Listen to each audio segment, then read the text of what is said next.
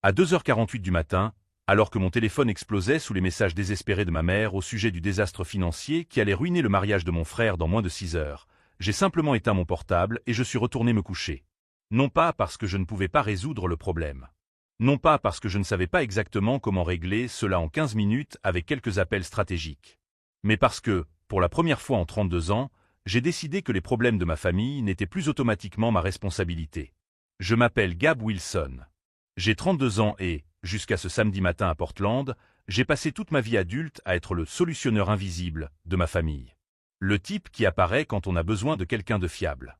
Le fils qui a toujours du temps, qui a toujours de l'argent de côté, qui sait toujours qui appeler ou quoi faire quand les choses tournent mal.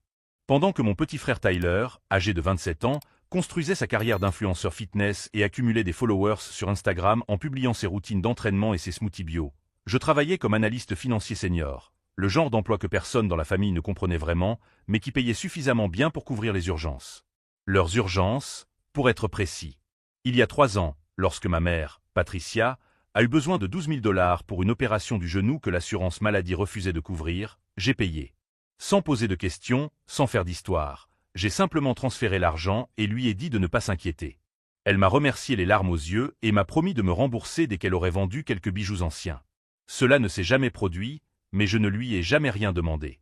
Il y a 2 ans, lorsque Tyler a accidenté l'Audi décapotable que mon père, Robert, lui avait offerte pour son anniversaire, devinez qui a payé les 8 500 $ de réparation parce que ce serait dommage de voir l'assurance augmenter. Moi. Tyler m'a envoyé un message le lendemain. « Merci, mec. Je te rembourserai quand j'aurai signé ce contrat de sponsoring. » Le contrat n'est jamais arrivé, ou du moins, le remboursement n'est jamais venu. L'année dernière, lorsque ma sœur aînée, Jennifer, âgée de 35 ans, a eu besoin d'un avocat pour régler un divorce compliqué, j'ai payé 5 000 $ d'honoraires juridiques. Elle m'a dit que cela lui avait sauvé la vie et que j'étais le meilleur frère du monde. 3 semaines plus tard, elle a publié des photos d'un voyage à Cancun avec ses amis. Quand je lui ai demandé comment elle avait pu payer ce voyage alors qu'elle avait des difficultés financières, elle m'a répondu qu'elle avait besoin de prendre soin de sa santé mentale et a changé de sujet. Je ne me suis jamais plaint. La famille, c'est la famille, n'est-ce pas? On aide parce que c'est la bonne chose à faire. Parce qu'un jour, quand on en aura besoin, ils seront là. Du moins, c'est ce que je croyais. Jusqu'à il y a 6 mois. C'est alors que Tyler a annoncé lors du dîner du dimanche qu'il était fiancé. Sa petite amie, Amber, une aspirante mannequin avec 180 000 followers et aucun sens des réalités en matière de budget, voulait un mariage de rêve. Et ma mère, toujours éblouie par Tyler et ses exploits sur les réseaux sociaux, a immédiatement proposé son aide financière. « Nous voulons faire quelque chose de vraiment spécial », a déclaré ma mère, les yeux brillants, en tenant la main de Tyler. « On ne se marie qu'une fois, n'est-ce pas? Faisons en sorte que cela en vaille la peine. » Ce qui avait commencé par des discussions sur une cérémonie simple s'est rapidement transformé en un événement extravagant. Un lieu au bord de la rivière avec vue sur les montagnes. Un buffet de fruits de mer haut de gamme. Un bar ouvert avec des alcools haut de gamme. Un photographe primé qui coûtait plus cher que certaines voitures d'occasion.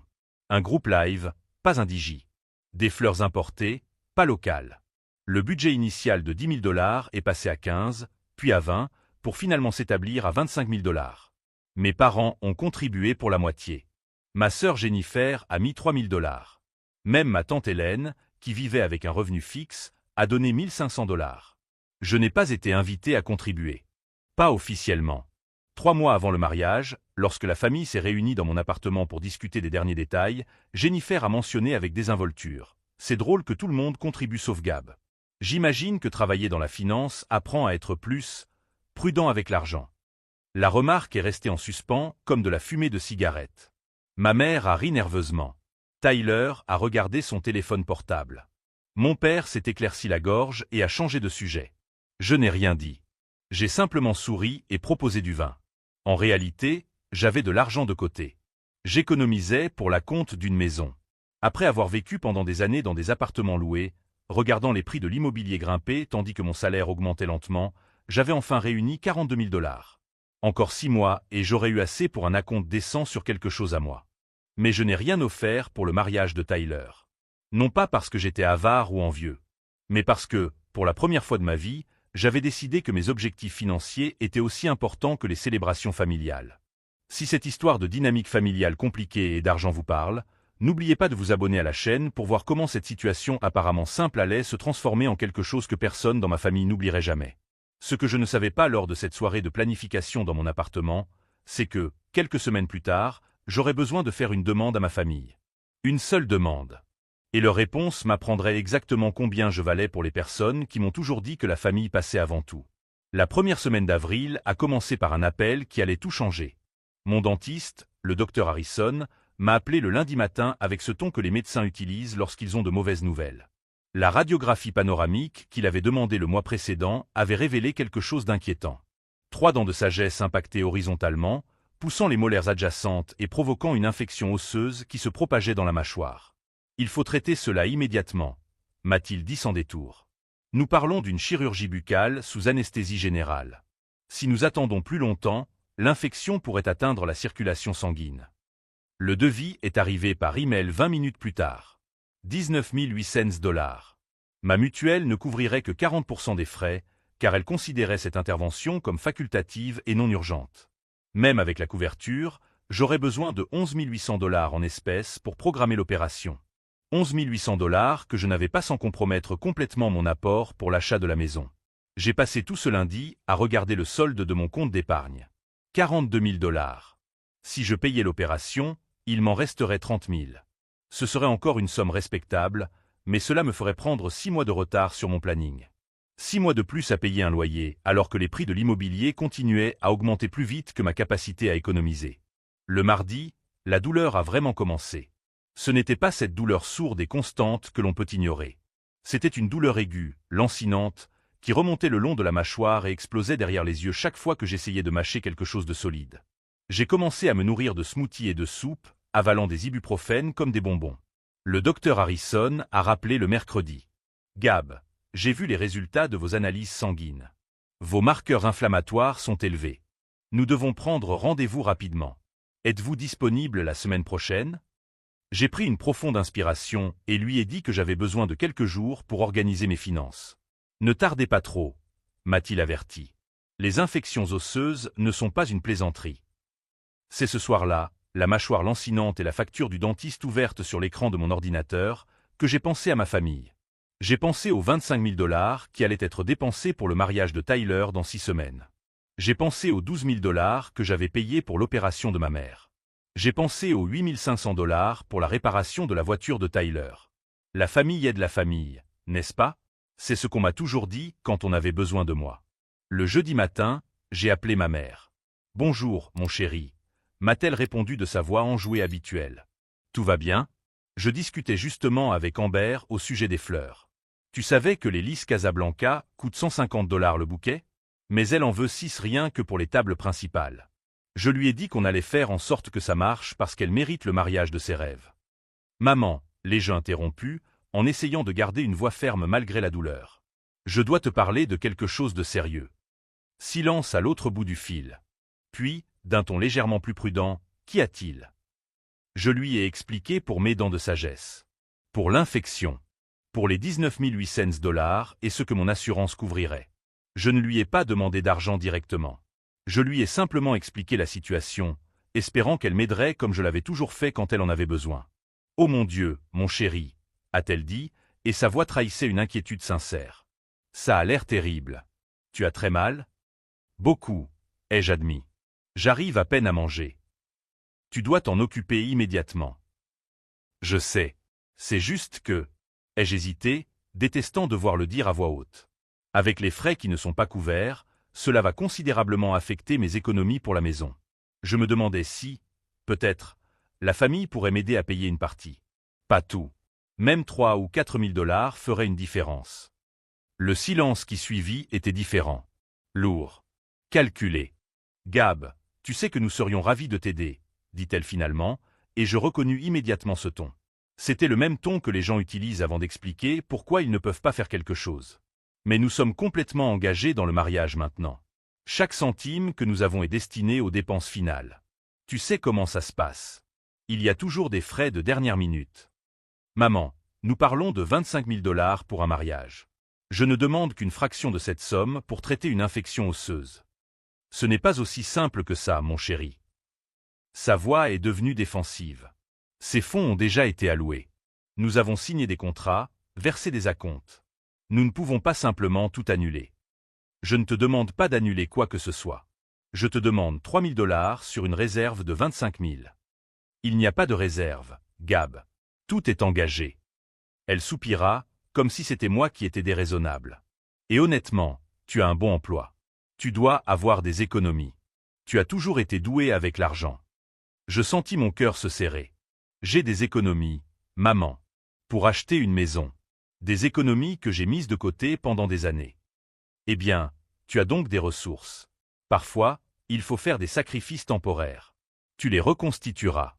Tu es jeune. Jeune. Comme si 32 ans n'étaient rien. Comme si les années que j'avais passées à économiser n'avaient aucune importance. Quand tu as eu besoin de 12 000 $ pour ton opération du genou, je les ai payés sans poser de questions, dis-je d'une voix plus froide. Et je t'en suis éternellement reconnaissante, mon chéri. Mais c'était différent. Je n'avais vraiment pas le choix. Tu as un bon salaire et des économies. Tu peux régler ça. Tyler a aussi un bon salaire grâce à ses sponsors, ai-je rétorqué. Et vous donnez 25 000 $ pour le mariage. Le mariage de Tyler n'arrive qu'une fois dans une vie, répondit-elle, et il y avait une note de détermination dans sa voix. C'est différent d'une intervention médicale que ton assurance couvre déjà en partie. Une infection osseuse n'est pas une intervention esthétique, maman. Je le sais. Et tu dois la soigner. Mais je ne peux pas simplement puiser dans les fonds du mariage maintenant. Tyler et Amber ont déjà fait tous leurs plans en fonction des chiffres que nous leur avons promis. Je fermai les yeux, sentant la douleur lancinante dans ma mâchoire se mêler à quelque chose de bien pire dans ma poitrine. Je comprends, dis-je simplement. Chérie, ne sois pas comme ça. Je sais que c'est difficile, mais… Je dois y aller, maman. J'ai une réunion. Je raccrochai avant qu'elle ne puisse continuer. Cet après-midi-là, j'ai appelé mon père. Il a écouté toute l'histoire en silence avant de pousser un profond soupir. Mon fils, tu sais que ta mère a raison au sujet des fonds pour le mariage. Tout est déjà engagé. Vous n'avez pas encore payé le buffet complet, ai-je répondu, car je connaissais les délais. Le paiement final n'est dû que 2 semaines avant l'événement. C'est vrai, mais nous avons déjà donné notre parole. Nous ne pouvons pas faire marche arrière maintenant. Mais vous pouvez faire marche arrière avec moi. Ce n'est pas la même chose et tu le sais. Le mariage est… Eh bien, c'est public. C'est une célébration pour toute la famille. Ton problème médical est privé. Privé. Comme si avoir besoin d'aide pour une infection osseuse était quelque chose de honteux qui devait être caché. Quand Tyler a eu son accident de voiture, j'ai payé 8 500 $, lui ai-je rappelé. C'était aussi privé. Et nous l'avons apprécié. Tyler l'a apprécié. Mais c'était ton choix, Gab. Personne ne te l'a demandé. Parce que je l'ai proposé. Parce que c'est ce que fait une famille. Exactement. Et tu l'as fait parce que tu le pouvais. Parce que tu en avais les moyens. Le raisonnement circulaire était impressionnant. J'aidais parce que j'en avais les moyens. Quand j'avais besoin d'aide, il ne pouvait pas m'aider parce que j'en avais les moyens. Je comprends parfaitement, papa. J'ai raccroché et je suis resté à regarder le mur de mon appartement pendant un temps indéterminé. Vendredi, Jennifer m'a appelé. Ma mère lui avait parlé de ma situation. J'ai entendu dire que tu avais des problèmes de santé, m'a-t-elle dit, et il y avait quelque chose dans sa voix qui m'a fait comprendre que cette conversation ne porterait pas sur une offre d'aide. Des dents de sagesse incluses. Une infection osseuse. Rien de grave, ai-je menti. Maman m'a dit que tu avais demandé de l'argent pour t'aider à payer les frais. J'ai demandé à la famille d'envisager de m'aider en partie, oui. Gab, a-t-elle hésité? Tu sais que nous sommes tous engagés dans le mariage de Tyler maintenant, n'est-ce pas? J'ai moi-même mis 3 000 $ que j'avais mis de côté pour rénover ma cuisine. Je sais. Et tu dois comprendre que cela semble un peu opportun. Un frisson glacial m'a parcouru l'échine. Opportun? Eh bien, tu n'as jamais voulu contribuer au mariage. Maintenant, quelques semaines avant l'événement, tu te présentes avec une urgence médicale coûteuse. On dirait presque que tu essaies de faire passer un message. Je suis resté silencieux pendant plusieurs secondes, digérant ce qu'elle venait de suggérer. Tu penses que j'ai inventé une infection osseuse pour prouver quelque chose. Je ne dis pas que tu l'as inventé. Mais tu exagères peut-être l'urgence. Les dents de sagesse peuvent attendre, non? Les gens vivent des années avec. Jennifer, mon dentiste m'a dit que l'infection pouvait se propager dans le sang. Les dentistes dramatisent toujours pour obtenir des paiements anticipés. J'en ai eu un qui m'a dit que j'avais besoin de 4 couronnes et un autre qui m'a dit que je n'en avais besoin d'aucune. Elle soupira comme si elle faisait preuve d'une immense patience à mon égard. Écoute, je comprends que tu sois frustré de ne pas vouloir dépenser tes économies. Mais parfois, la vie l'exige. Tu récupéreras cet argent. Tu as toujours été doué pour ça. Merci pour ton conseil, ai-je dit d'une voix parfaitement neutre. Ne le prends pas comme ça. Je suis juste réaliste. Et honnêtement, Gab, tu as en quelque sorte créé cette attente en sauvant tout le monde. Maintenant que tu as besoin d'aide, tu agis comme si ta famille te devait quelque chose. Ma famille ne me doit rien, ai-je acquiescé. Je l'ai clairement fait comprendre. J'ai raccroché avant qu'elle n'ait le temps de répondre. Ce que Jennifer ignorait, ce qu'aucun d'entre eux ne savait, c'est que j'avais déjà pris ma décision. Pas dans le feu de l'action, mais quelque part au plus profond de moi, dans un endroit plus froid. Un endroit où les mathématiques étaient simples et où les émotions n'obscurcissaient pas les faits. Ils avaient 25 000 $ pour un mariage, mais pas 3 000 pour une urgence médicale concernant leur fils qui se présentait toujours quand ils en avaient besoin. Le message était clair. J'étais utile quand je résolvais leurs problèmes, mais mes propres problèmes étaient des inconvénients que je devais résoudre seul parce que j'avais les moyens. J'ai programmé l'opération pour le lundi suivant. J'ai payé les 11 800 $ à partir de mon compte d'épargne et j'ai vu mon solde tomber à 32 000 $. Des mois d'économie prudente se sont évaporés en une seule transaction.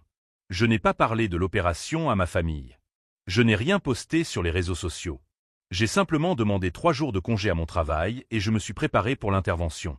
Mais alors que j'étais assis dans la salle d'attente du cabinet du docteur Harrison le lundi matin, attendant d'être appelé pour entrer dans la salle d'opération, mon téléphone a sonné. C'était un message dans le groupe familial. Tyler, les amis, nous venons de recevoir la confirmation finale du lieu. Tout est parfait. J'ai hâte d'être au grand jour. Ma mère, je suis tellement excité. Ça va être magique. Jennifer, je n'arrive pas à croire que ça arrive si vite. Mon père, je suis fier de toi, mon fils. J'ai regardé ces messages, cet enthousiasme collectif pour un événement qui coûterait l'équivalent de 2 ans de mon loyer, et quelque chose en moi s'est cristallisé dans une clarté parfaitement froide. Ils ne me devaient rien. Mais je ne leur devais rien non plus.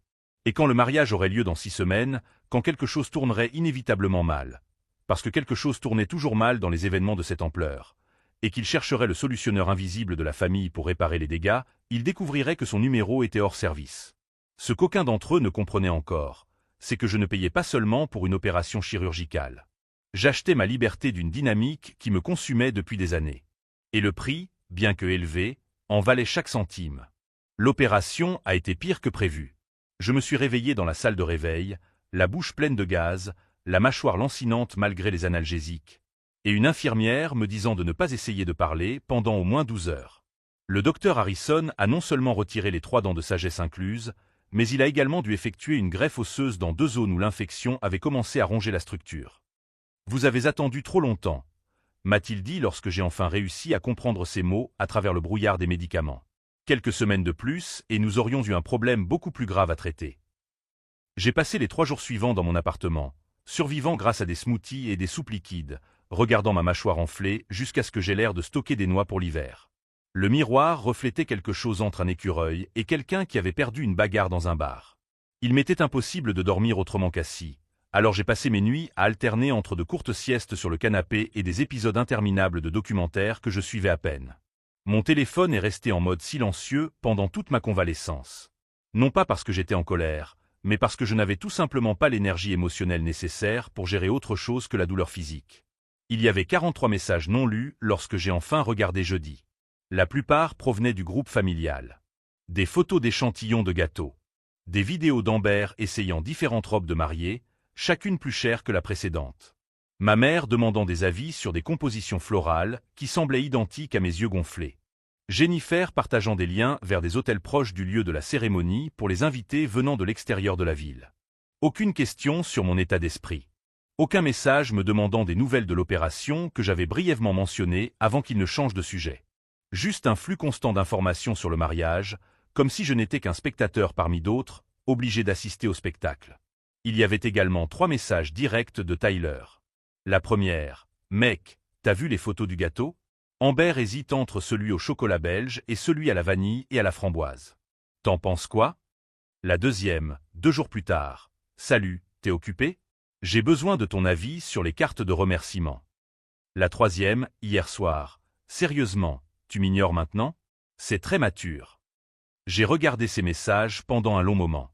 Tyler voulait mon avis sur les détails d'un mariage à 25 000 $, mais sans un seul « comment vas-tu » après que je lui ai parlé de l'opération. Pas même une curiosité élémentaire pour savoir si j'avais survécu à l'intervention. Je n'ai pas répondu. Vendredi, quand j'ai enfin réussi à avaler quelque chose de plus solide que du bouillon, mon téléphone a sonné. C'était mon père. « Gab, ton frère s'inquiète. Tu ne réponds pas à ses messages. » « Je me remets d'une opération, » ai-je répondu, la voix encore un peu pâteuse à cause du gonflement. « Ah, d'accord. Le truc avec les dents. » Il a dit cela comme s'il s'agissait d'une intervention esthétique facultative et non d'une opération d'urgence pour traiter une infection osseuse. Comment ça s'est passé? Compliqué. J'ai dû subir une greffe osseuse. Ah. Pause gênante. Eh bien, tu vas mieux maintenant. Je suis en convalescence. Super, super. Écoute, je t'appelle parce que Tyler est vraiment stressé par le mariage. Tu sais comment ça se passe. Il veut juste que tu participes à certaines décisions. Contribution. Mot intéressant venant de l'homme qui a refusé de contribuer financièrement quand j'en avais besoin. Dis à Tyler que je le contacterai quand j'irai mieux. Il a vraiment besoin de réponses maintenant. Gab. La date limite pour les cartes de remerciement personnalisées est demain. Des cartes de remerciement. La date limite est demain. C'est urgent. Mon opération pour traiter une infection qui aurait pu se propager dans mon sang, ça pouvait attendre. Mais les cartes de remerciement du mariage ne pouvaient pas attendre même 48 heures. Papa, j'ai du mal à ouvrir la bouche pour manger. Je ne suis pas en état de prendre des décisions concernant la papeterie. Silence de l'autre côté. Puis, avec ce ton déçu qu'il maîtrisait à la perfection. Tu sais, Gab, parfois on dirait que tu es difficile juste pour le plaisir d'être difficile. Une chaleur m'envahit la poitrine. Pas une colère explosive, mais quelque chose de plus froid et calculé. Difficile, répétai-je, testant le mot dans ma bouche enflée. Oui, Tyler essaie de t'inclure, de te faire sentir que tu fais partie du processus, et je ne sais pas, tu t'éloignes. Inclure, murmurai-je. C'est intéressant que tu utilises ce mot. Qu'est-ce que ça veut dire? J'ai pensé répondre avec la vérité. J'ai pensé énumérer chaque dollar que j'avais dépensé pour aider cette famille, chaque urgence que j'avais résolue, chaque problème que j'avais réglé pendant qu'ils dormaient paisiblement. J'ai pensé demander quand exactement j'avais été inclus dans la décision de dépenser 25 000 $ pour un mariage, mais pas 3 000 pour m'aider dans mon urgence médicale. Au lieu de cela, j'ai dit « Rien, papa. Je suis juste fatigué. Je parlerai à Tyler quand je me sentirai mieux. » J'ai raccroché avant qu'il ne puisse continuer. C'est à ce moment-là, assis sur le canapé, la mâchoire endolorie et le téléphone encore chaud dans la main, que quelque chose s'est cristallisé en moi. Ce n'était pas une décision dramatique ou un moment de révélation soudaine. C'était plus simple que cela. C'était la compréhension tranquille que cette dynamique ne changerait jamais à moins que je change. Il ne me voyait pas comme Tyler voyait Amber, comme un partenaire dont les rêves méritaient d'être soutenus. Il me voyait comme un outil utile, disponible quand on en avait besoin, rangé quand on n'en avait pas besoin. Et les outils n'ont pas d'urgence qui justifient de détourner des fonds destinés à des célébrations. Le dimanche, lorsque le gonflement avait suffisamment diminué pour que je puisse m'aventurer hors de l'appartement, je me suis rendu dans un café voisin. Non pas parce que j'avais particulièrement besoin de café, mais parce que j'avais besoin de sortir de ces 4 murs qui commençaient à me sembler trop petits. J'étais dans la file d'attente quand j'ai entendu une voix familière. « Gab, mec, c'est toi ?» Je me suis retourné et j'ai vu Marcus Chen, un collègue de travail qui vivait également à Portland. Nous n'étions pas proches, mais nous nous entendions suffisamment bien pour discuter de temps en temps au bureau. « Salut, Marcus. » J'ai essayé de sourire, mais mon visage était encore trop raide pour une expression totalement convaincante. « Mec, qu'est-ce qui t'est arrivé? On dirait que tu t'es battu avec un camion. » Une opération des dents de sagesse. Ça a été plus difficile que prévu. Merde, ça a l'air grave. Il semblait sincèrement inquiet. Ça va? Tu as besoin de quelque chose? La question m'a pris au dépourvu. Pas la question en soi, mais la sincérité évidente qui se cachait derrière. Marcus, quelqu'un que je ne voyais que dans un contexte professionnel, manifestait plus de sincère inquiétude en 30 secondes que toute ma famille en une semaine. Je me remets, ai-je répondu. Mais merci de t'en inquiéter. Sérieusement, si tu as besoin de quoi que ce soit, n'hésite pas à me le dire. Ma femme est infirmière. Elle connaît 1000 astuces pour se remettre d'une opération. Nous avons discuté encore quelques minutes, principalement du travail et de la convalescence. Lorsque nous nous sommes quittés et que j'ai enfin pris mon café, je me suis rendu compte que je souriais. Ça faisait mal, mais je souriais. Si un collègue de travail pouvait manifester une préoccupation élémentaire, qu'est-ce que cela disait de ma famille? Le lundi a apporté une nouvelle série de messages. Cette fois, de Jennifer. Gab, j'ai besoin de te parler de quelque chose d'important. Appelle-moi quand tu peux. Important. Encore ce mot. J'ai appelé pendant ma pause déjeuner. Enfin, a-t-elle répondu. Tu as disparu de la circulation ou quoi? Opération. Récupération. Tu sais, l'intervention médicale que tu disais que j'exagérais. Oh, arrête ça. C'est fait, c'est terminé. Elle a soupiré avec impatience. Écoute, je t'appelle parce que Tyler m'a dit que tu te comportais bizarrement au sujet de l'aide pour les décisions concernant le mariage. Bizarre. Oui. Tu ne réponds pas aux messages. Tu t'éloignes de tout le monde. Il commence à penser que tu es jaloux ou quelque chose comme ça. Quelque chose en moi s'est complètement refroidi. Jaloux. Eh bien, tu dois admettre que ça y ressemble un peu. Il vit un grand moment, tout le monde est enthousiaste, et toi, tu es, je ne sais pas, tu te caches. Jennifer, j'ai passé la semaine dernière à me remettre d'une opération qui a failli tourner à la septicémie. Désolé si le fait de donner la priorité à ma santé plutôt qu'aux opinions sur la décoration du mariage donne l'impression que je me cache. Personne ne te demande de donner la priorité à ça. On te demande juste de participer à la vie de famille. De répondre à quelques messages. De montrer que tu t'en soucies. Montrer que je me soucie. Ai-je répété lentement. Comme je me suis soucié quand j'ai payé 12 000 $ pour l'opération de maman, ou 8 500 pour la voiture de Tyler, ou 5 000 pour ton divorce. Silence tendu. C'est ton problème, Gab. Tu tiens des comptes. La famille ne fonctionne pas comme ça. Tu as raison. La famille ne tient pas de compte. La famille est simplement là quand quelqu'un a besoin d'elle. Comme j'ai été là. À plusieurs reprises. Et nous apprécions cela, mais quand j'ai eu besoin de 3 000 $ pour ne pas compromettre complètement mes économies pour une maison, tout à coup, la famille a des budgets serrés et des fonds engagés. C'est complètement différent et tu le sais. Tu as raison. C'est différent. C'est 25 000 $ pour une fête contre 3 000 pour éviter une infection potentiellement mortelle. Maintenant, tu dramatises. Dramatiser, murmurai-je.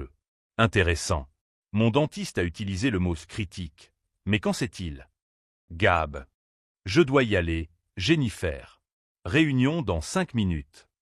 Il n'y avait pas de réunion. Je ne pouvais tout simplement pas continuer cette conversation sans dire des choses que je ne pourrais pas retirer.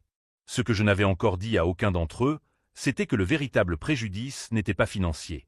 Les 11 800 $ faisaient mal, mais je m'en remettrais éventuellement. Ce qui ne s'en remettait pas aussi facilement, c'était la compréhension cristalline que, pour ma famille, ma valeur était purement fonctionnelle. J'avais de la valeur quand je résolvais des problèmes. Quand je payais les factures. Quand je me présentais à 3 heures du matin pour régler des situations que personne d'autre ne pouvait régler. Mais quand j'avais besoin de quelque chose, quand j'étais le problème à résoudre. Tout à coup, j'étais gênant.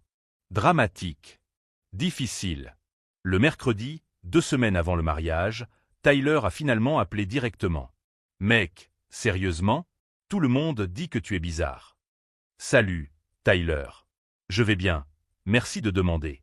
L'opération a été compliquée, mais je me remets. C'est gentil de ta part de te soucier de ma santé. Pause confuse. Ok, c'était passif-agressif. C'était honnête. Tu te rends compte que tu ne m'as pas demandé une seule fois comment j'allais depuis que je t'ai parlé de l'opération? Tu vas bien, évidemment. Tu parles normalement. Il y a 3 jours, j'arrivais à peine à ouvrir la bouche. J'ai passé une semaine à me nourrir de liquide et à soigner une infection osseuse. Mais oui, je parle maintenant, donc clairement, ça n'a jamais été grave. Écoute, je n'ai pas appelé pour discuter de ton intervention dentaire. J'ai appelé parce que tu ignores tout le monde et que cela crée une atmosphère étrange avant mon mariage. Mon mariage. On en revenait toujours là. Tyler, quand as-tu posé des questions sur ma vie pour la dernière fois? Quelque chose qui ne concernait pas un besoin que tu avais? C'est ridicule. Nous sommes frères. Je n'ai pas besoin de faire l'inventaire de chaque conversation. Peux-tu me dire sur quel projet je travaille au bureau? Silence. Peux-tu me dire quel était mon objectif d'économie pour cette année? Encore du silence. Peux-tu me dire quoi que ce soit sur ma vie, à part le fait que je suis le type qui a toujours de l'argent quand tu en as besoin. Mec, qu'est-ce qui t'arrive? Tu traverses une crise ou quelque chose comme ça? Non, Tyler. Je suis juste fatigué. Fatigué de quoi? D'avoir de la valeur uniquement quand je suis utile.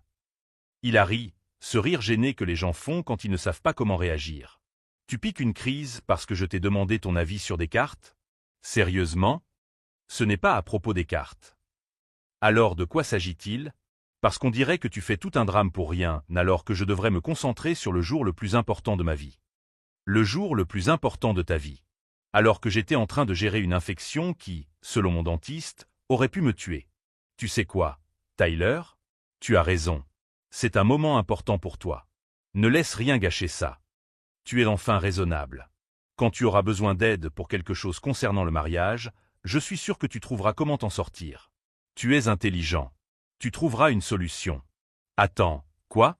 Tu es en train de me dire que tu ne m'aideras pas? Je te dis que j'ai confiance en ta capacité à régler tes propres problèmes. Gab, si c'est à cause de l'argent pour tes dents, mec, je ne savais pas que ça allait être si important. Si j'avais su. Si tu avais su quoi? Tu aurais proposé une fraction des 25 000 $ que tu dépenses pour ton mariage? Maintenant, tu es injuste. Cet argent n'est pas à moi. Il appartient à la famille. C'était prévu depuis des mois. Tu as raison. C'est complètement différent. Alors quoi? Tu vas bouder et gâcher mon mariage parce que tu as les sentiments blessés? Je ne vais rien gâcher, Tyler. Je serai là. Je sourirai sur les photos. Je vous féliciterai. Mais quand quelque chose tournera mal. Je fis une pause, laissant le poids de ma phrase s'installer. Et quelque chose tourne toujours mal dans les mariages de cette envergure, vous devrez trouver comment régler le problème sans moi. Qu'est-ce que cela signifie? Cela signifie que le solutionneur invisible de la famille prend congé. Je raccrochai avant qu'il n'ait le temps de répondre. Mon téléphone a explosé pendant les 15 minutes qui ont suivi. Des messages de Tyler, de ma mère, de mon père, même de Jennifer. Tous sur le même thème. Qu'est-ce qui ne va pas chez toi? Pourquoi agis-tu ainsi? C'est un moment spécial pour Tyler. J'ai mis mon téléphone en mode silencieux et je suis retourné au travail. Ce qu'aucun d'entre eux ne comprenait, c'est que je ne faisais pas de drame. Je ne faisais pas de crise ou de crise de la quarantaine. J'arrêtais simplement de faire quelque chose que j'avais fait pendant si longtemps qu'ils avaient supposé que c'était permanent. Compenser leur incompétence, résoudre des problèmes qu'ils auraient dû résoudre eux-mêmes, me présenter à 3 heures du matin parce que personne d'autre ne pouvait ou ne voulait le faire. La famille aide la famille. C'est ce qu'ils disaient toujours. Mais lorsque j'ai testé cette théorie, lorsque j'ai eu besoin d'une aide sincère, j'ai découvert qu'il y avait une clause en petit caractère que personne ne m'avait montrée. La famille aide la famille, sauf si cela est gênant ou coûte plus cher que de l'argent de poche. Et maintenant, à 2 semaines du mariage à 25 000 $, ils étaient sur le point de découvrir exactement ce que valaient des années passées à supposer que je serais toujours disponible. Ce qu'ils ne savaient pas, c'est que les mariages de cette envergure sont des machines complexes, avec des centaines de pièces mobiles, chacune dépendant d'un timing parfait et d'une coordination précise.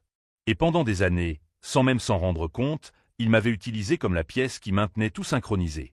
J'étais celui qui confirmait les réservations quand quelqu'un oubliait de le faire. Celui qui savait quelle cousine était allergique aux fruits de mer. Le gars qui avait les numéros de téléphone de tout le monde et qui pouvait résoudre les urgences de dernière minute parce qu'il avait des relations, de l'expérience et la patience de vraiment réfléchir avant de paniquer. Mais les outils ne réfléchissent pas. Les outils n'ont pas d'urgence. Les outils fonctionnent simplement quand vous en avez besoin. Jusqu'au jour où vous ouvrez le tiroir et où l'outil n'est tout simplement plus là. Et c'est exactement ce qui allait se passer à 2h48 du matin un samedi, 2 semaines plus tard, lorsque ma mère m'appellerait, désespérée, à propos d'un désastre financier de dernière minute qui pourrait ruiner tout le mariage. Quand elle appellerait, le solutionneur invisible de la famille serait endormi, son téléphone éteint.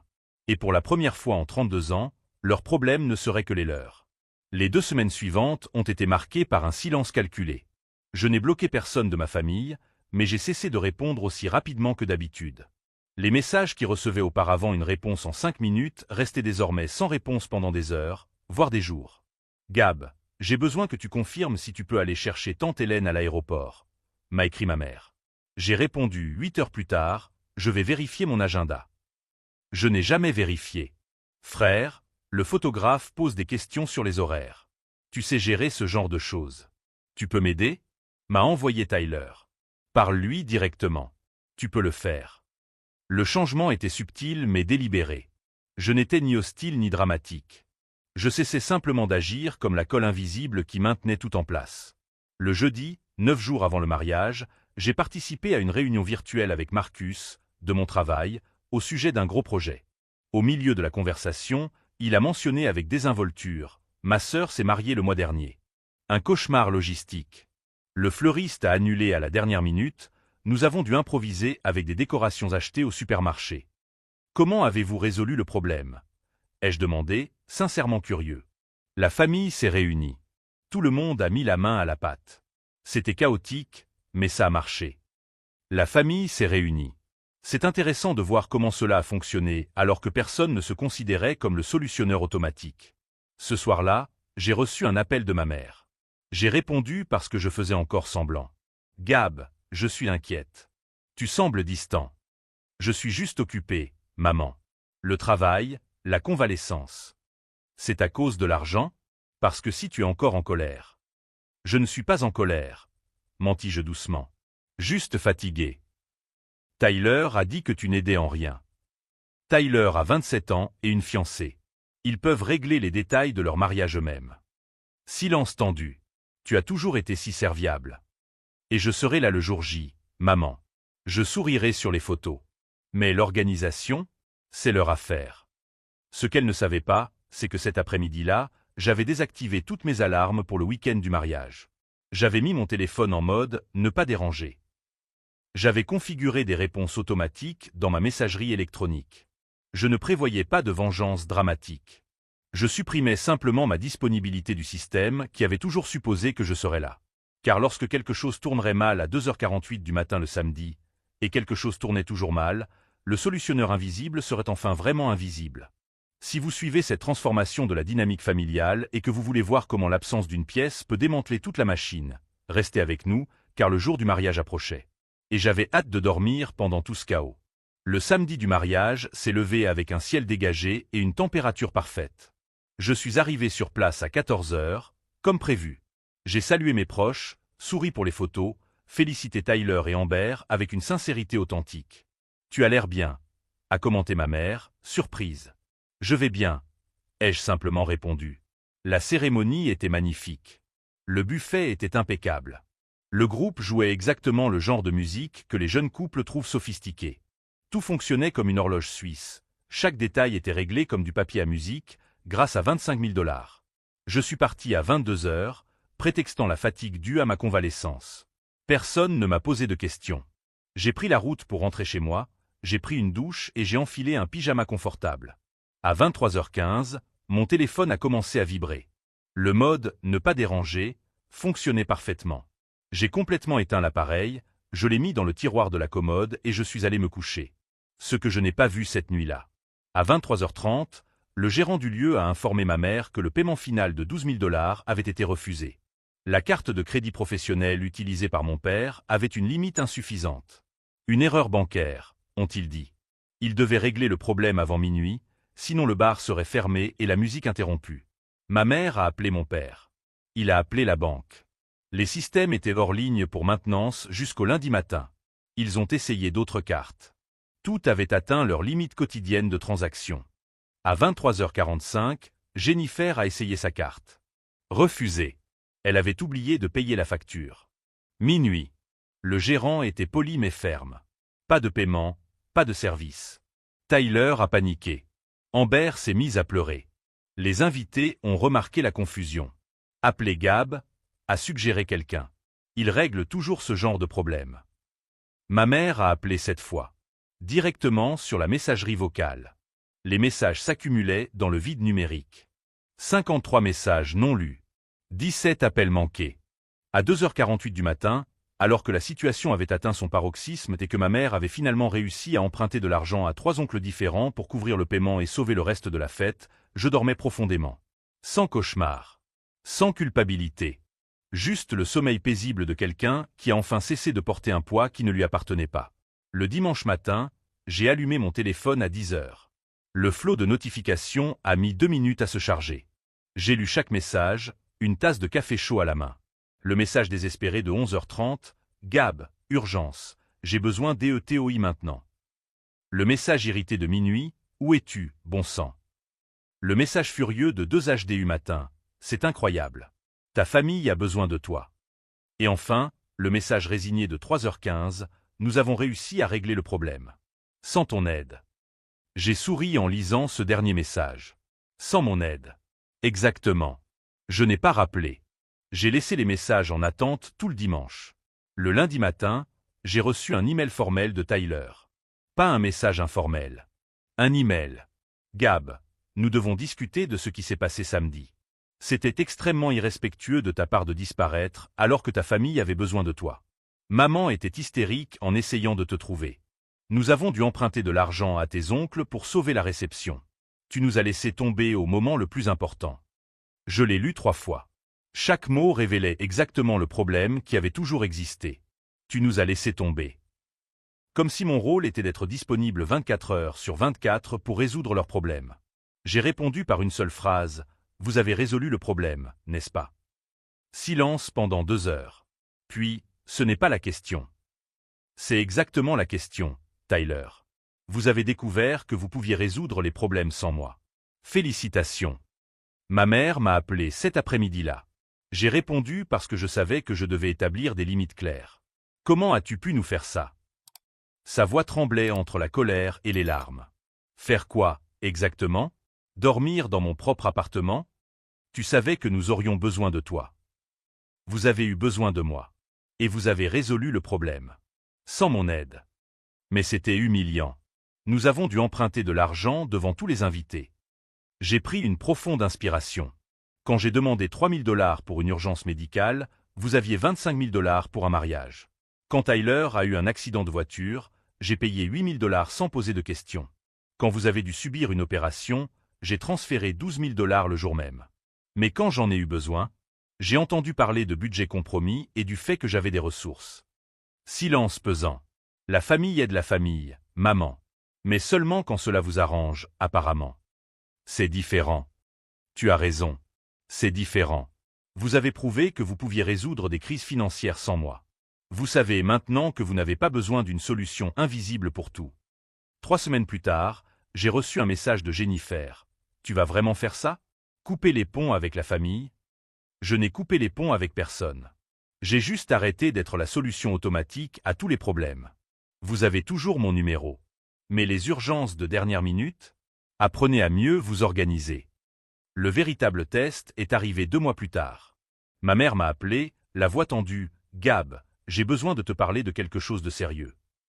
Mon ancien instinct me poussait à lui demander ce dont elle avait besoin, combien cela coûterait, comment je pouvais l'aider. Au lieu de cela, j'ai dit, je t'écoute. Ton père et moi avons des problèmes avec la voiture. La transmission est défectueuse. Le mécanicien a dit que la réparation coûterait 4 000 $. J'ai attendu. Je n'ai pas proposé d'argent. J'ai simplement attendu. Nous nous demandions, si tu pourrais, peut-être nous prêter. Prêter, ai-je répété. Avec un plan de remboursement ou une attente de remboursement. Pause gênante.